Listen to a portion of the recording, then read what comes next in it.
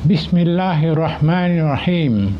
Bagi menyempurnakan titah perintah ke bawah Duli Yang Maha Mulia Seri Paduka Baginda Yang di-Pertuan Agong, setelah diperkenankan oleh Duli-Duli Yang Maha Mulia Raja-Raja, maka adalah dengan ini saya mengisytiharkan bahawa tarikh Hari Raya Puasa bagi negeri-negeri seluruh Malaysia adalah pada hari Sabtu 21 Mac 2026.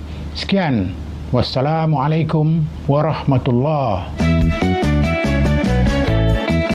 Bismillahirrahmanirrahim.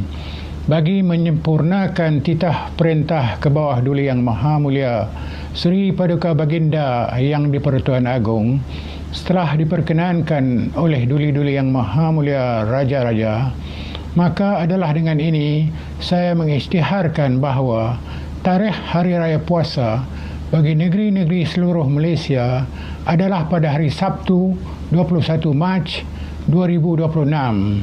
Sekian. Wassalamualaikum warahmatullahi.